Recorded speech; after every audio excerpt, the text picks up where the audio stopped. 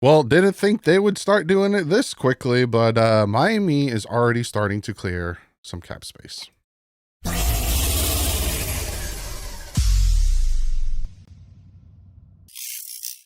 What is up, Finn fans? Doubleheader today because the Miami Dolphins, about an hour ago, have made a move to clear some cap space. I was expecting to do a video about who I'd cut, who I'd resign. Who I'd cut was one video, who I'd resign was another, how to deal with the cap space, all this stuff. I was going to do another video, but I might have to jump up and do a video on this tomorrow because, as you can tell by the title, the Miami Dolphins have released Kendall Fuller, Raheem Mostert, and Durham Smythe. Now, Kendall Fuller, none of these guys being released is a shocker to me. Raheem Mostert, I was talking to you guys all season, and even when the season, oops, I booped the mic. Even when the season first ended, that they're probably going to go with the youth in the backfield, Devon Achane, Jalen Wright. Now we have two. If you remember when I talked about team needs as well, I talked about the fact that Jeff Wilson Jr. is a free agent, but also they might cut Raheem Mostert. So we have two running backs on the roster as of me talking to you right now in Devon Achane and Jalen Wright, which seem to be your 1-2 punch going into 2025. They might draft a running back. They might do sign another running back. They probably will do that. Undrafted free agents at running back. There's a lot of different areas that they can, address that running back situation. Then you have Durham Smythe. I saw this one coming. He wasn't as reliable as he was in the past.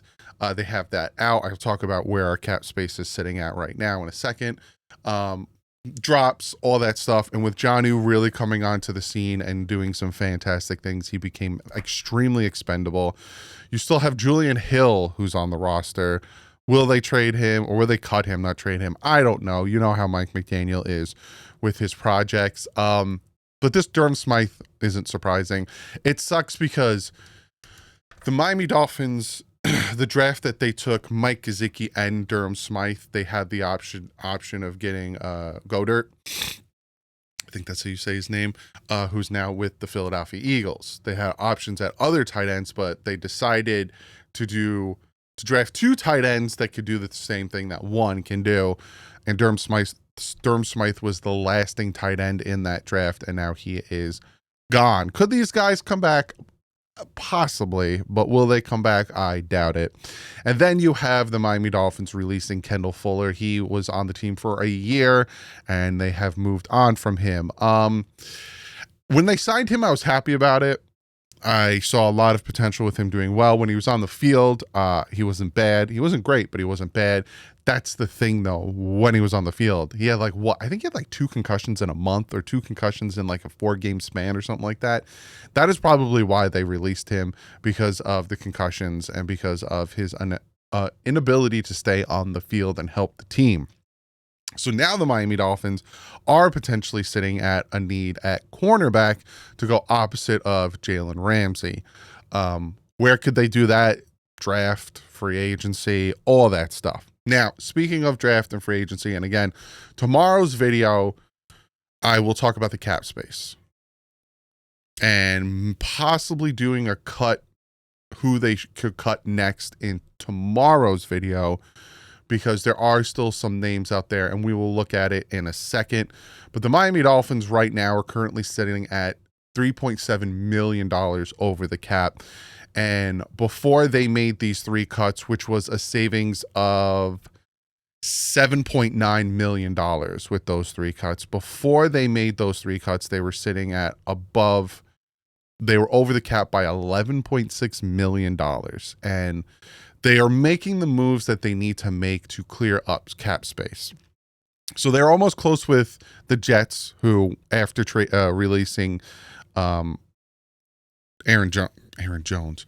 Rodgers, they'll be at negative 4.5 million. The Buffalo Bills are at negative 14.1 million. So the Dolphins are doing their thing and trying to clear that cap space because they know they need to make a lot of moves. So we will kind of really quickly kind of look at the cap situation.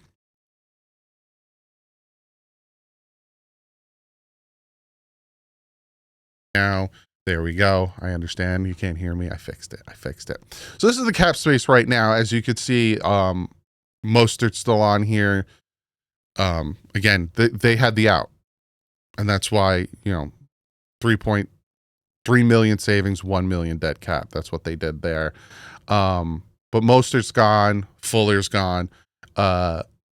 You see other possibilities now. Teron Armstead, they're going to be talking to him. What could we do with him? Are we going to move on from him? Again, I'll talk more about this. Save another $4 million if they do it now. If it's a post June 1st, they save around $15 million if they kick it down the road just a tad bit. Tyreek Hill's not getting traded. I'll show you this for the 400th time because, the rumors. It makes no sense. The only way they'll trade him is a post June 1st and they get some money there. They're not trading him before the draft. It just financially doesn't make any sense. Jordan Brooks isn't going anywhere. Aaron Brewer's not going anywhere. Alec Ingold might be a cap casualty, which sucks because I like him, but they could save around 1 million, eat about 3, but I would keep Alec Ingold. Again, I'm going to talk more in depth about this. Jake Bailey might be another cap casualty. Save him almost $2 million. It just makes sense. Jake Bailey was not a good player for the Dolphins. No one else I like. Tua's not going anywhere. Tyreek, Bradley Chubb, he might go, but Bradley Chubb might be a post June 1st type cut because, again, you don't save much doing it now. Post June 1st, you save $19 million. So the Dolphins can have a ton of money after June 1st. Austin Jackson's not going anywhere. Phillips, no. Sealer, Brooks, Fuller's gone. Brewer, no. Waddle, Smythe is gone. Sanders, Jonnu. Everyone else that might be let go would be like Blake Ferguson.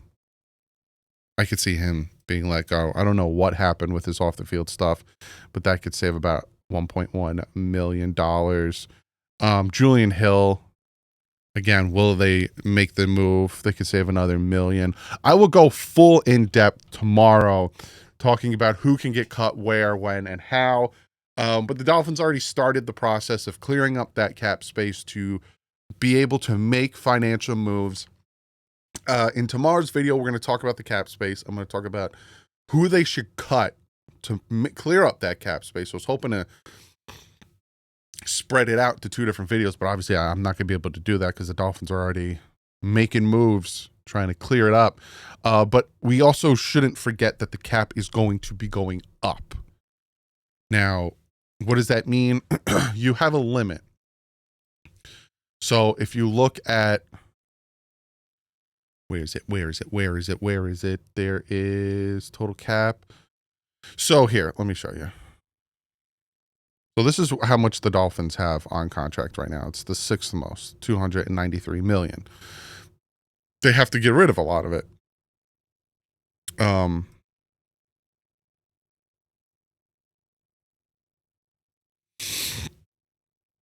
Because they have it somewhere. Total cap allocations. Average. It'll go up, right? Total cap, your average is around 255. Your average salary is around 31 million, which you're looking at like around here. Like Indy has an average cap. It will go up. The cap will go up. Last year it went up by 30 million. So if the Dolphins don't touch anything and they're sitting at 3.7, I think I said, they're over the cap right now. They don't touch anything. And with the new year coming, the cap will go up. It always does. It just depends on how much. Say it is 30 million, they're sitting at about 27 million in cap space. And that's with not touching anyone, not restructuring anyone, not post June 1st cutting anyone, just staying status quo. Here comes the league year. Hey, this is because projected it's like 20 million the cap's going to go up by, but last year was projected by a little bit, like 15, and went up by 30. So I would expect it to go up by more than 30. We'll see. Not touch anything. Here's your cap space. Year starts. Boop. Here's an extra 30 million on top. Because it's about the revenue. It's about the revenue off of the TVs, commercials, all that stuff. It's about ticket sales. It's about jersey sales. It's about all that stuff. They take how much the NFL made in 2024 and they kind of disperse it. you get extra cap space because we made a buttload of money in 2024. That's why the 2021 cap space didn't go up. I don't think it went up at all because in 2020 we had COVID and the NFL made barely any money. No one was in the stands. We made TV money, but that was about it. No merch, no ticket sales, none of that stuff. So we'll see how all that pans out. But as of right now, 3 cuts have been made. I expect more to be made. Hopefully no more happen before I can make another video, because I would like to do a prediction on who's going to get cut and how we could save more cap space. So that'll be for tomorrow. I wasn't going to make a video for tomorrow. I was going to take the weekend, but I love doing this, so we'll see. Comment below and let me know what you think. Are you surprised by Mostert being cut? Are you surprised by Smythe and Kendall Fuller being cut? And I will have a video talking about who I would target, because, looking at the draft, they're deep in certain positions. You don't really necessarily have to focus on it. Also, other teams are going to be doing the same thing, so I'll be talking in other videos about other free agents that are going to become available, that aren't available, like the defensive tackle from Washington, Allen. There's rumors that he's going to become available, and the Dolphins were interested in trading with him last season. So there's a lot of tidbits of information that I'm going to give you guys. So comment below, let me know, and I'll see you guys tomorrow. But like usual, stay classy and fins up.